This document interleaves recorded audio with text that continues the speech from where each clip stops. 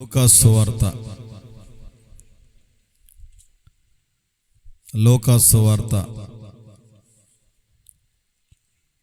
18వ అధ్యాయము.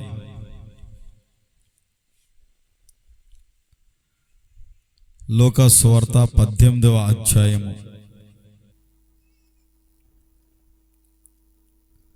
35వ వచనం నుండి 43వ వచనం వరకు మనం చదువుకుంటే ఒక సన్నివేశాన్ని మనం చూడగలుగుతాం. అది ఒక్కొక్కటిగా మనం చదువుకుని ఈ పూట దేవుని వాక్యాన్ని ధ్యానం చేద్దాం. లూకాసు వార్త 18వ అధ్యాయము 35వ వచనం నుండి మనం చదువుకుందాం.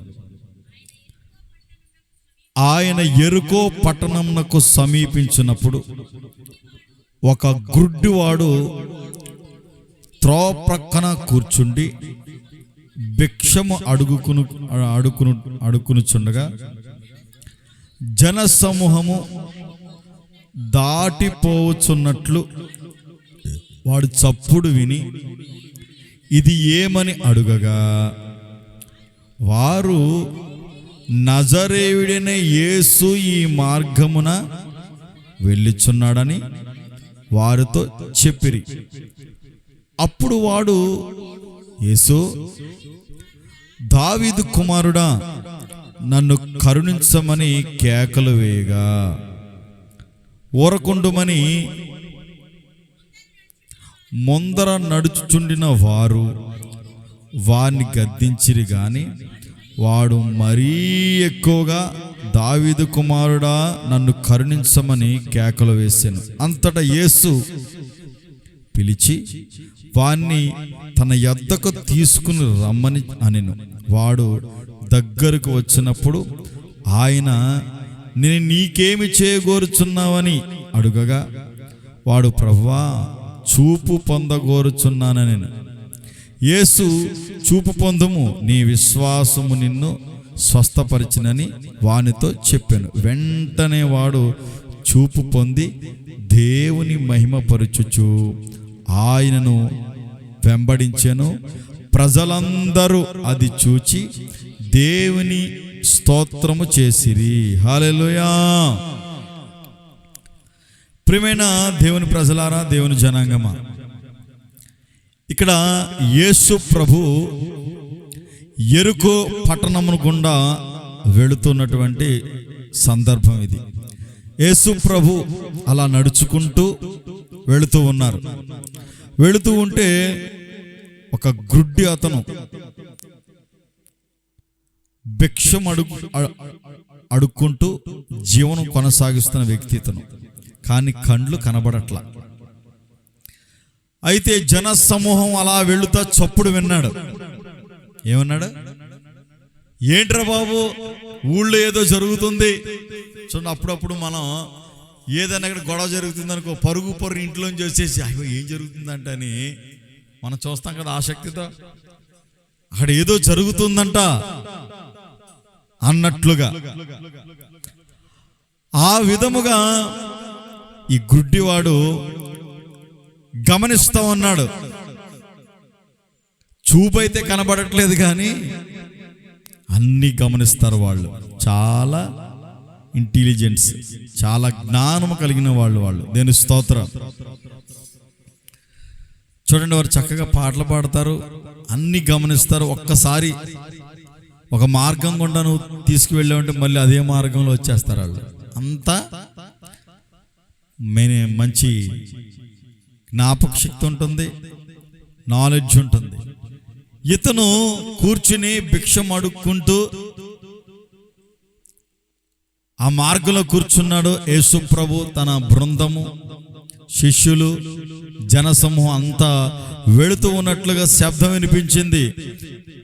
బాబు ఏంటి బాబు, సిద్ధయ్య గారు, అక్కడ ఏం జరుగుతుంది అని అడుగుతాం కదా మనం.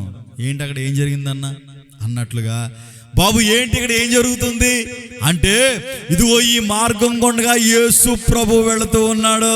హల్లెలూయా. నజరేయుడైన యేసు ఈ మార్గం గుండా వెళుతూ ఉన్నాడు, అందుకని హడావిడి. అప్పుడప్పుడు ఎమ్మెల్యే గారు కానీ గ్రామంలోకి వస్తే కార్యకర్తలు అందరూ కలిసి ఎంత హడావిడి చేస్తారా లేదా?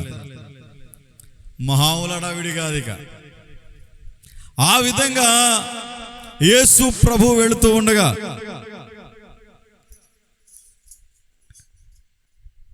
ఈ గుడ్డి ఆయన గమనించాడు, ఏదో జరుగుతుందని అడిగాడు వెళుతున్న వారిని.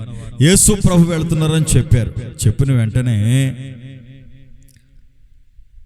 చూడండి, జన సమూహము దాటిపోచున్నట్లు వాడు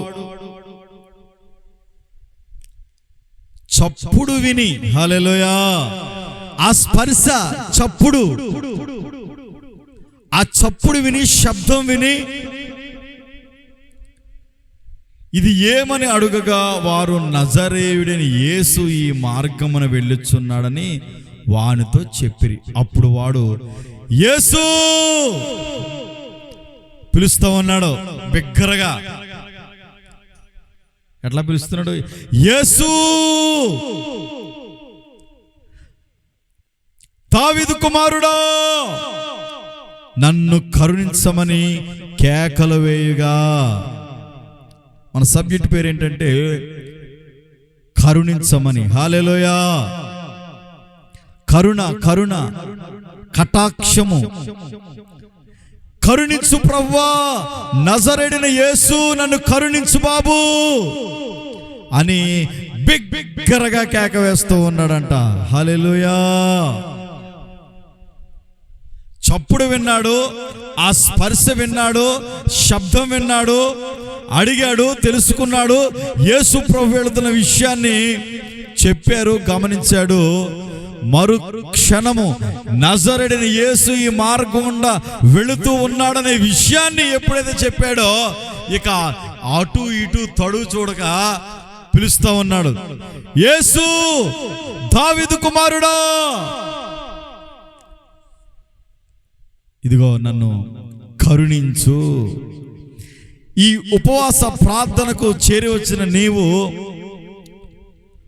దేవుని అడగాలి, కరుణ చూపు నాయనని, కటాక్షము చూపు నాయనని, జాలి చూపయ్యా, నన్ను దాటిపోవద్దు నాయన అని నువ్వు ఈ ఆరాధనకు, ఈ ఉపవాస ప్రార్థనకు వచ్చిన నీవు గనక ప్రార్థించగలిగితే, బ్రతికములాడుకోగలిగితే, ప్రాధేయపడగలిగితే, కేకలు వేయగలిగితే ఖచ్చితంగా మన ప్రార్థన ప్రభు ఆలకిస్తాడు. హల్లెలూయా. దేవునికి స్తోత్రం. కరుణించమని కేకలు వేశాడు ఈ గుడ్డివాడు, ప్రార్థించాడు, ప్రాధేయపడ్డాడు. వెళుతూ ఉండగా ఏమైందంటే, ఇతని కేకలు విని యేసు ప్రభు దగ్గర ఉన్నటువంటి వాళ్ళు అంటారు, ఒరే బాబు, ఆగరా బాబు, ఎందుకురా అంత కేకలేస్తావు, ఎందుకు అంతంత కేకలేస్తావు, ఆగు అని కొంచెం క్రమపరుస్తూ ఉన్నారు. వాళ్ళు అలా అనే కొలది ఆగట్లా, మరీ ఎక్కువగా కేకలు వేస్తున్నాడు, అయ్యా నన్ను కరుణించయ్యా, కరుణించయ్యా, కరుణించయ్యా అని. ఇదిగో ఇతని మొరను విన్నటువంటి యేసు ప్రభు, ఇతని కేకనున్నటువంటి యేసు ప్రభు ఆగి, ఇదిగో శిష్యులారా, అతన్ని మన దగ్గరికి తీసుకురండి, ఏంటి అతని బాధ కనుక్కుందాం, ఆయన గోడు ఏంటో విందాం, ఆయన సమస్య ఏంటో తెలుసుకుందాం అని చెప్పేసి ఇదిగో ఆయన దగ్గరికి తీసుకురండి అని చెప్పాడు. ఇదిగో ఈ ఉపవాస ప్రార్థనకి వచ్చినటువంటి నీవు ఏ అవసర చేత అడుగు పెట్టావో, ఏ బాధ చేత అడుగు పెట్టావో, ఏ సమస్యలు తీరాలని నీవు ఈ మందిరానికి వచ్చావో, ఇదిగో నా ప్రభు మీ అవసరతలు, అక్కరలు, కరుణించి కటాక్షము చూపిన యేసయ్య మీ అందరిని ఆశీర్వదించునుగాక, దీవించునుగాక. మీ అక్కరల అవసరతను నా ప్రభు తన మహదైశ్వర్యంలో తీర్చునుగాక. హల్లెలూయా. మొట్టమొదటిదిగా అడుగుతూ ఉన్నాడు, గమనించాడు ఈ గుడ్డివాడు. మొట్టమొదటిగా కేకలు వేస్తూ ఉన్నాడు. నువ్వు కేకలు వేయాలి. నీ సమస్యను బట్టి, నీ ఇబ్బందులను బట్టి, నీ అక్కర్లను బట్టి కేకలు వేసి ప్రార్థన చేయాలి.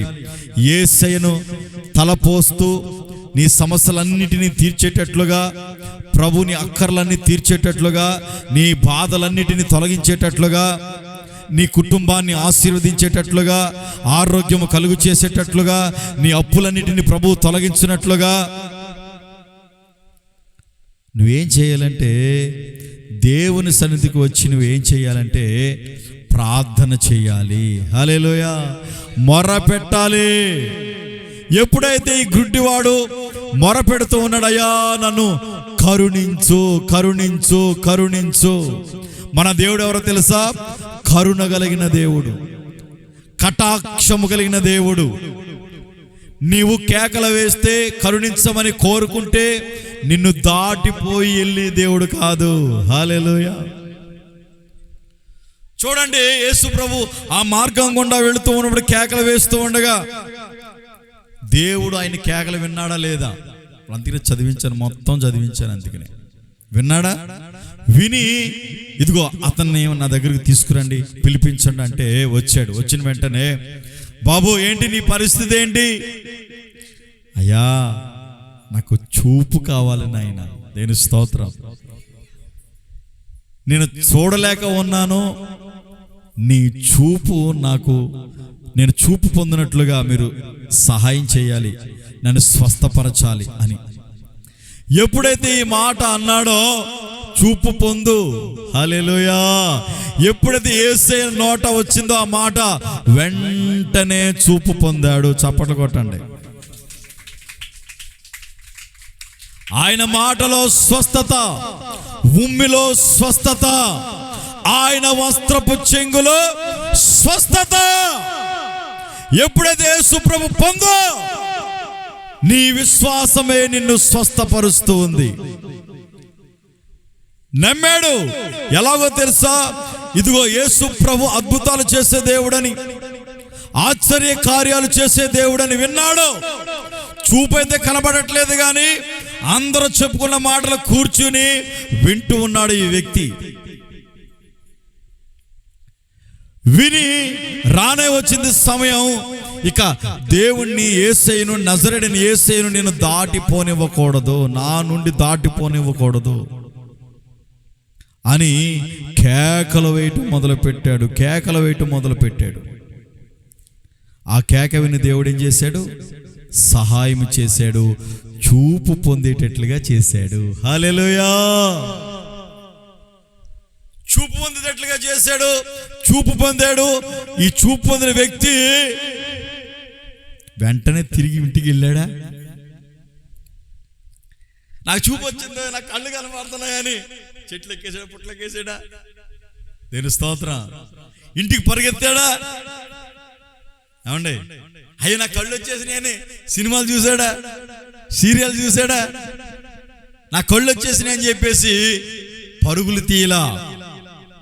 చూడండి, యేసయ్యను వెంబడించాడంట. హల్లెలూయా. దేవుని స్తోత్రం. ప్రియమైన దైవజన, దేవుని ప్రజలారా, ఇదిగో ప్రభువుని నమ్ముకున్నాం.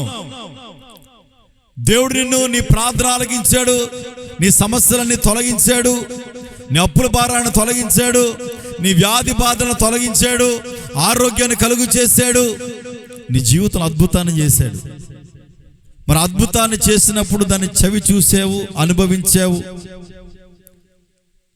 మరి ఈ గుడ్డివాడు కృతజ్ఞత కలిగి ఉన్నట్లుగా నీవు కృతజ్ఞత కలిగి ఉన్నావా? యేసు ప్రభుని వెంబడించాడు, విడిచిపెట్టలేదు దేవుణ్ణి. యేసయ్యతో కూడా ఆయన వెళుతున్న మార్గాలలో వెంబడించాడు, వెళ్ళాడు. చదవండి మరొకసారి. యేసు చూపు పొందుము, నీ విశ్వాసము నిన్ను స్వస్థపరిచినని వానితో చెప్పెను.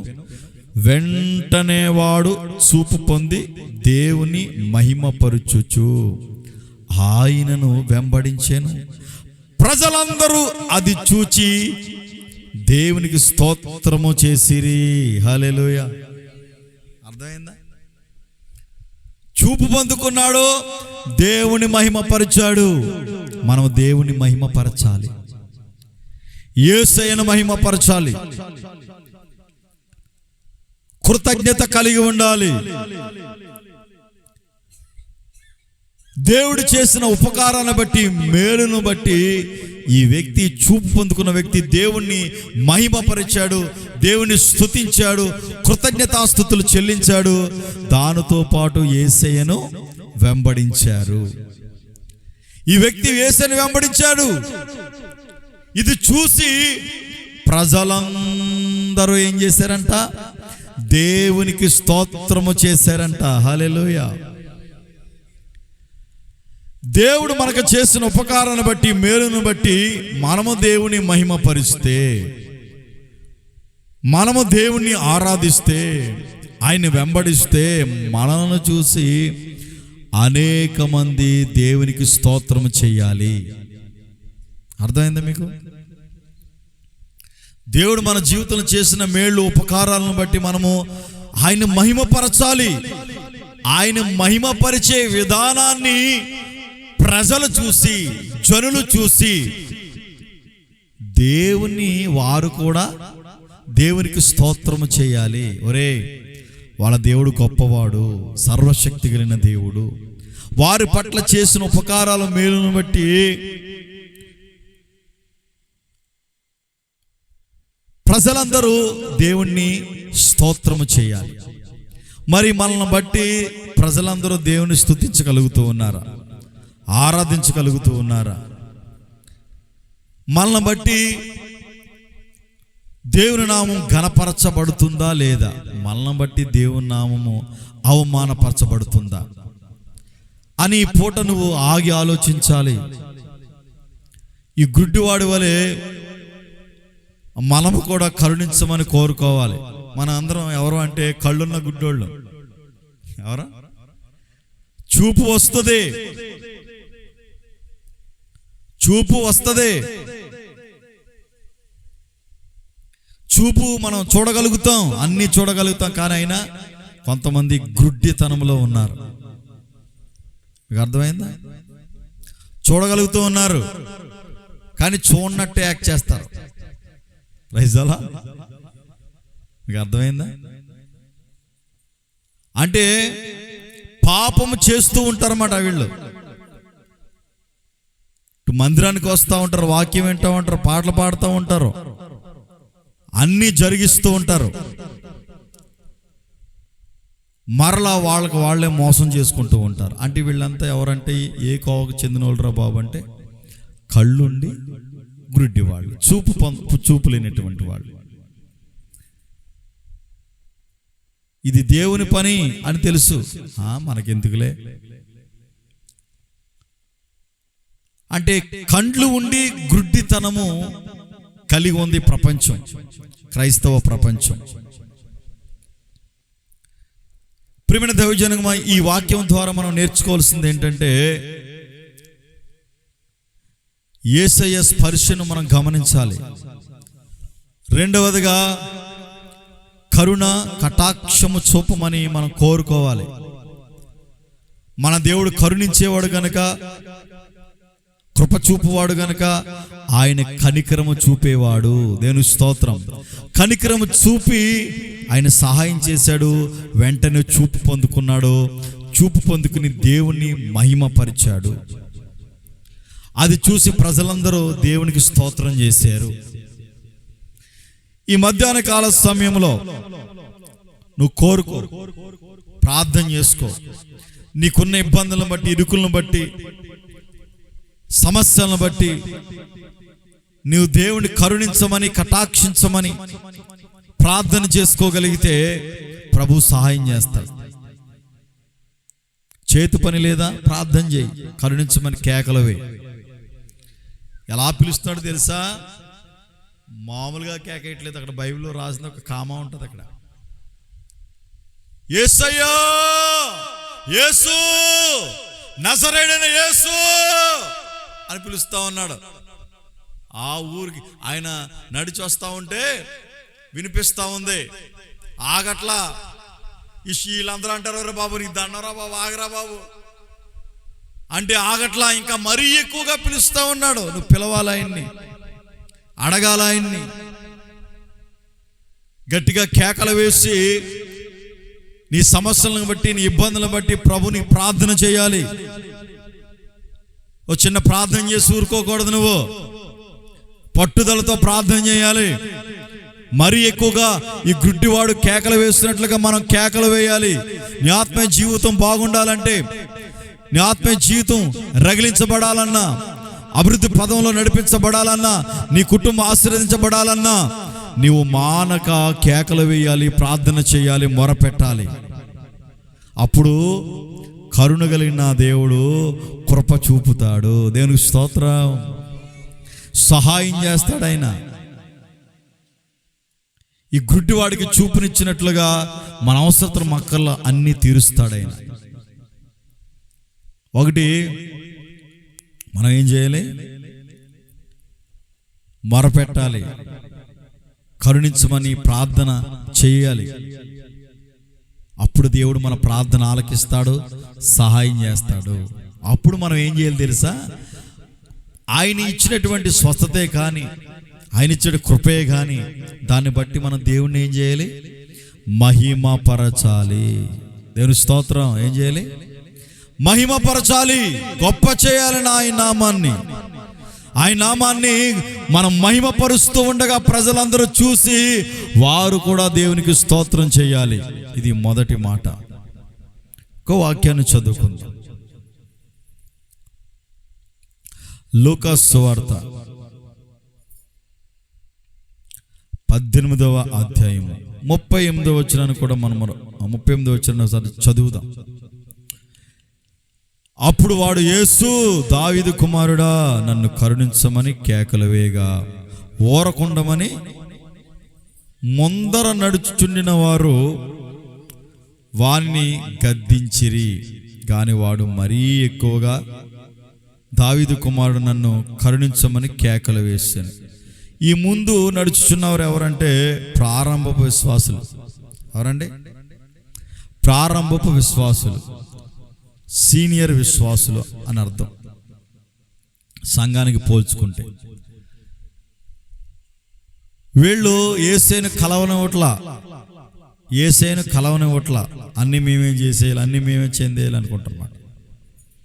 అయితే వీరి ఆటంకపరుస్తూ ఉంటే యేసు ప్రభు మాత్రం వీరిని, ఇతని స్వరం విని ఆయన అవసరత ఏంటో తెలుసుకుని, చూపు లేదని గ్రహించి దేవుడు చూపును అనుగ్రహించాడు, సహాయం చేశాడు. ప్రియమైన దేవుని ప్రజలారా, దేవుని జనాంగమా,